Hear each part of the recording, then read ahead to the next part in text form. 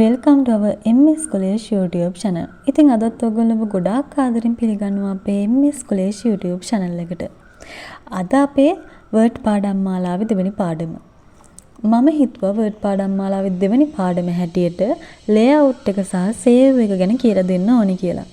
ඇයි මම මුලින්ම මේ layout එක සහ save එක ගැන කියලා දෙන්නේ?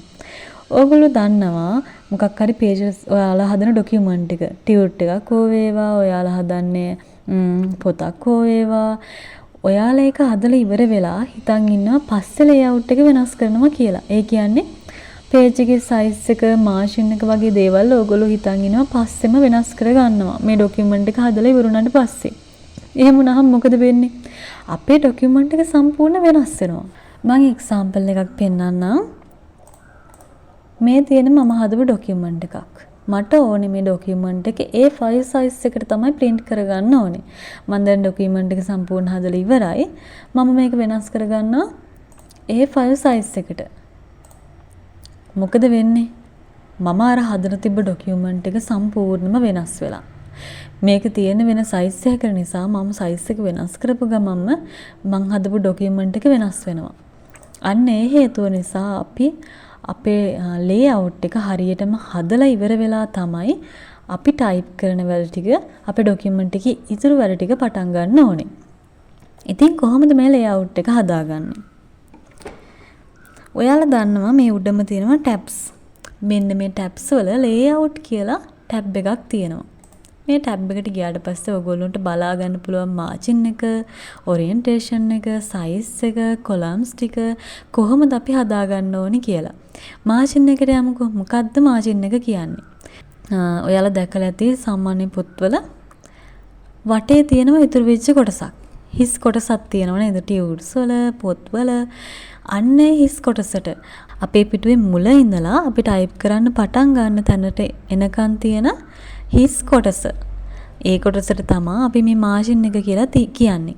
සාමාන්‍ය නම් margins තියෙන්න ඕනේ standard අගේ තමයි අඟල් 1. නමුත් අපිට පුළුවන් අපේ අවශ්‍යතාවය අනුව මේ margin එක වෙනස් කරගන්න. බලන්න මෙතන අඟල් 1 දීලා තියෙනවා. ඒ වගේම sizes කීපයක්ම දීලා තියෙනවා. හැබැයි මට ඕනේ මේ size ටිකක් නෙවෙයි වෙනම size එකකට තමයි මගේ margin එක හදා ගන්න ඕනේ. එහෙම වුණාම අපිට පුළුවන් මෙතන customize margin වලට ගිහිල්ලා ඕගොල්ලන්ට පේන box එකක් වැටෙනවා. මෙන්න මේ box එකෙන් අපේ margin එක අවශ්‍ය ප්‍රමාණය හදාගෙන okay කරන්න පුළුවන්. ඊට පස්සේ ඕගොල්ලන්ට පුළුවන් orientation එක හදා ගන්න. මොකද orientation එක කියන්නේ? orientation එක කියන්නේ අපේ පිටුව තියෙන්න ඕනේ පැත්ත. දිගටද තියෙන්න ඕනේ, එහෙම නැත්නම් හරස් අතරද තියෙන්න ඕනේ. මේ වගේ orientation එක හදාගන්න පුළුවන්. ඔයගොල්ලන්ට පේනවා portrait, landscape මේ විදිහට අපේ orientation එක හදාගන්න පුළුවන්. ඊට පස්සේ තියෙනවා අපේ පිටුවේ size එක කීයද කියලා. මුලින්ම අපි Microsoft Word එක open කරද්දී letter size එකට තමයි තියෙන්නේ. නමුත් අපිට මෙතනදී sizes කිහිපයක් දීලා තියෙනවා. මේ අදාළ sizes වලට වෙනස් කරගන්න පුළුවන්. නමුත් ඕගොල්ලන්ට පේනවා මෙතන තිබ්බේ නැති size එකක් මම කියන්නම් B5. B5 size එකට තමයි මට දැන් document එක හදා ගන්න ඕනේ. හැබැයි මෙතන නෑ. දැන් මොකද කරන්නේ? එහෙනම් මම කරන්නේ මේ more paper size කෙන එක click කරනවා. click කරාට පස්සේ ඔයාලට පුළුවන් බලා ගන්න මෙන්න මේ වගේ dialog box එකක්. මෙතනින් පුළුවන් width එක height එක අපිට දෙන්න. 6.9.3 height එක දෙනවා 9.8.4. ඊට පස්සේ අපි okay කරනවා. දැන් අපේ size එක B5 size එකට වෙනස් වෙලා තියෙන්නේ. ඊට පස්සේ අපිට පුළුවන් අදාළ වැඩ කටයුතු කරගෙන යන්න. ඉතින් ඊට පස්සේ ඔයගොල්ලන්ට පුළුවන් මේ columns ප්‍රමාණය හදා ගන්න. මෙතනදී ඔයගොල්ලෝ දැකලා ඇති පත්තරවල, සංගරාවල වගේ columns 2 3ට බෙදපුවා තියෙනවා. නමුත් අපි බොහෝ වෙලාවට තියන්නේ one columns තමයි. අපේ document එක මැදදී අපිට වෙනස් කරගන්න පුළුවන් columns ටික. ඒක මම ඉස්සරහදී කියලා දෙන්නම්. මේ වගේ අපිට පුළුවන් අපේ columns ටික මෙතනින් හදාගන්න. මෙතන තව මම ඔයාලට පොඩි විශේෂ දෙයක් කියලා දෙන්නම්. ඕගොල්ලෝ දන්නවා මෙතනින් rulers දෙක තියෙනවා. ඕගොල්ලන්ට පේනවා අලු පාට කොටසක් වගේම මේ සුදු පාට කොටසක් තියෙනවා. මේ සුදු පාට කොටසේ තියෙන පෙන්නන කොටසේ තමයි අපිට මේ document එකේ type කරගන්න වගේ දේවල් කරගන්න පුළුවන්.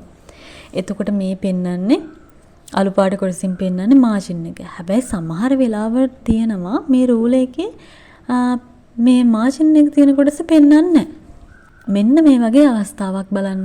මෙතන දැන් මාජින් එක නැහැ. ඔයගොල්ලන්ට පේනවා මෙතනින් නැහැ. අපි මෙතන ගිහින් මාජින් එක වෙනස් කරත් පෙන්වන්නේ නැහැ. මේ වගේ වෙලාවල් වලට මේ වගේ ගැටලුවක් ආවොත් මොකද කරන්නේ? ඔයාට පුළුවන් මේ ෆයිල්ස් වලට ගිහිල්ලා ඔප්ෂන් කියන එක ක්ලික් කරන්න. එතකොට ඔයගොල්ලන්ට වැටෙනවා මෙන්න මේ වගේ ඩයලොග් බොක්ස්. ඒකෙදි පුළුවන් අපිට මේ ඩිස්ප්ලේ කියන එකට යන්න. ගියාට පස්සේ ඔයාලට පේනවා මෙන්න මෙතන show wide space between pages in print layout view. මෙන්න මේකට ටික් එක දාලා ඔයාට තියෙන්නේ ඕකේ කරන්න. එතකොට ඔයගොල්ලන්ට පේනවා අර පෙර පරිදිම අපිට මෙන්න මේ වගේ මාජින් එක හරි විදිහට පෙන්නනවා කියලා. දැන් බලන්න මේ වගේ අපි මාජින් එක වෙනස් කරත් ඒක හරි විදිහට පෙන්නනවා. මේ ගැටලුව ඔයාලට එන්න ඉඩ තියෙනවා. ওই ගැටලුව බොහෝ දිනට ඇවිත් තියෙනවා. මේ වගේ අවස්ථාවලදී අපිට පුළුවන් ඒ ඔප්ෂන් එකෙන් අපේ මේ ගැටලුව විසඳ ගන්න. ඊට පස්සේ අපි යමු සේව් එකට. ඇයි අපි ડોකියුමන්ට් එක මුලින්ම සේව් කළාම පටන් ගන්නෙ? අපේ ડોකියුමන්ට් එක සමහර වෙලාවට මොනවම හරි හේතුවක් නිසා අපි PC එක එහෙම නැත්නම් අපේ ලැප්ටොප් එක අපි අතින් මොනවම හරි හේතුවක් නිසා ෂට් ඩවුන් වුණොත් ડોකියුමන්ට් එක හදලා ඉවර වෙලාම අපි හිතන් ඉන්නවා මේක සේව් කරනවා කියලා. ඒ වගේ අවස්ථාවකදී අපේ ડોකියුමන්ට් එක සම්පූර්ණයෙන්ම නැති වෙලා යනවා. අපිට සිද්ධ වෙනවා ආයේ මුලක ඉඳලා අපේ ડોකියුමන්ට් එක හදාගන්න. ඒ නිසා අපිට පුළුවන් මුලින්ම ડોකියුමන්ට් එක සේව් කරලා පටන් ගන්න. කොහොමද සේව් කරන්නේ? ඔයාට පුළුවන් ෆයිල් ටැබ් එකට ගිහිල්ලා සේව් ගිහිල්ලා අපිට පුළුවන් මෙතනින් browser ක්ලික් කරලා අපේ ડોකියුමන්ට් එක සේව් කරන්නේ කොතනද කියලා සිලෙක්ට් කරන්න. ඇයි අපි මේක සිලෙක්ට් කරන එක වැදගත් වෙන්නේ? අපිට ආයි ડોකියුමන්ට් එක ගන්න ඕනේ වෙද්දි. අපි දැනගෙන ඉන්න ඕනේ ડોකියුමන්ට් එක අපි සේව් කරේ කොතනද කියලා. ඉතින් මම ඩෙස්ක්ටොප් කියන එකේ සේව් කරනවා. ඒ නිසා මම මෙතනින් ඩෙස්ක්ටොප් තමයි ක්ලික් කරලා තියෙන්නේ. ඊට පස්සේ අපිට පුළුවන් මෙතනින් ડોකියුමන්ට් එකට නමක් දෙන්න. මේ විදිහට අපේ ડોකියුමන්ට් එකට නමක් දෙන්න පුළුවන්. මම MS Word කියලා තමයි නම දුන්නේ. ඊට පස්සේ අපිට පුළුවන් save බටන් එක ක්ලික් කරන්න. අපි දැන් බලමු අපේ ડોකියුමන්ට් එක අපි save කරපු තැන තියෙනවද කියලා. මම save කරේ අපේ ඩෙස්ක්ටොප් එකේ. මේ බලන්න මම save කරපු ડોකියුමන්ට් එක අපේ ඩෙස්ක්ටොප් එකේ තියෙනවා. දැන් අපිට පුළුවන් ආයෙ ડોකියුමන්ට් එක ඕන වුණාම මෙතනින් ක්ලික් කරලා ඉවර වෙලා අපේ ડોකියුමන්ට් එක ඕපන් කරගන්න. තව දෙයක්. ඔයා හිතන්න ඔයා ડોකියුමන්ට් එක සේව් කරා ඊට පස්සේ ඔයා ડોකියුමන්ට් එක ඉස්සරහට වැඩ කටයුතු කරගෙන යනවා. නමුත් ඔයා ඊට පස්සේ ආයි සේව් දෙන්නවත් මොකුත් නැහැ. ඔයා සේව් කරපු නිසා වැඩ කටයුතු ටික කරගෙන යනවා. හැබැයි මේ වගේ අවස්ථාවක වුණත් ආයෙත් අර වගේ ඉෂුව එකක් ඇවිල්ලා ෂට් ඩවුන් වුණා. එහෙම නැත්නම් ඔය කොහේ හරි ගිහින් එද්දීන් කවුරු ක්ලෝස් කරලා දාන්නේ නැතුව මේ වගේ අවස්ථාවක් වුණොත් අපේ ડોකියුමන්ට් එක ආයෙත් අර ටයිප් කරපු ටික නැති වෙනවා. මොකද එහෙම වෙන්නේ අපි මුලින්ම විතරයි අපේ ડોකියුමන්ට් එක සේව් කරේ. නමුත් අපි අර වෙනස් කිරීම කරන හැම අවස්ථාවකම සේව් නොකළොත් අපි අර සේව් කළයින් පස්සේ කරන වෙනස්කම් ටික මේකේ සේව් වෙන්නේ නැහැ ඔටෝ. ඒ නිසා ඔයාට පුළුවන් ආයෙත් ડોකියුමන්ට් එක ක්‍රියේට් කරගෙන යද්දී අපි ડોකියුමන්ට් එක ඉස්සරහට හදාගෙන යද්දී සේව් කරන්න.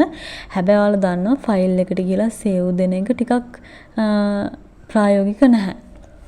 මොකද අපි ડોකියුමන්ට් එක ටට්ටක් ගාලා හදාගෙන යනවා. එතකොට ආයෙ අපිට ෆයිල් යන්න ඕනේ, සේව් දෙන්න ඕනේ. මේ වගේ ඒක ටිකක් කරදරයි. නමුත් අපිට පුළුවන් මේ quick access toolbar එකේ අපේ save බටන් එක පින් කරගෙන තියාගන්න. ඕගොල්ලෝ දන්නවා මෙතන අපේ save බටන් එක තියෙනවා. බැරි වෙලා හරි save බටන් එක නැත්තම් එහෙම අපිට පුළුවන් මේ වගේ නැත්තම් මෙතනින් ගිහිල්ලා save බටන් එක add කරගන්න. එතකොට අපිට බොහොම පහසුවෙන් මෙතන save දෙන්න පුළුවන්. එහෙම නැත්තම් ඔයාලට ලේසිම විදිහ තමයි save කරන්න control S දෙන එක. shortcut එක තමයි control S. කිසිම අපහසුයක් නැහැ. ඔයා ටයිප් කරගෙන යන ගමන්ම ඔයා control S දෙනවා. ඒක සාමාන්‍යයෙන් පිටුවක් වගේ ටයිප් කරද්දී උනත් දෙන්න පුරුදු වුණොත් ඔයාට ඔක කිසිම ප්‍රශ්නයක් නැතුව කිසිම ගැටලුවක් නැතුව ඔයගේ ඩොකියුමන්ට් එක අප්ඩේට් කරගෙන යන ගමන්ම සේව් කරගෙන යන්න පුළුවන්. ඉතින් ඒක හරියම පහසුයි ෂෝට් කට් ඉගෙන ගන්න එක. මම ඔයාලට වෙනම වීඩියෝ එකකින් මේ ෂෝට් කට්ස් ටික වෙනම ගේන්නම්. නමුත් මේ කරගෙන යනින් ගමන්ම ඔයාලා මේ ෂෝට්ස් කට් ටික හොඳට මතක තියාගන්න. ඒක ඔයාලට ගොඩාක් පහසුයි. අද අපි ඉගෙන ගත්ත ලේඅවුට් එක සහ සේව් එක. එහෙනම් අපි ඊළඟ පාඩමෙන් හමු වෙමු.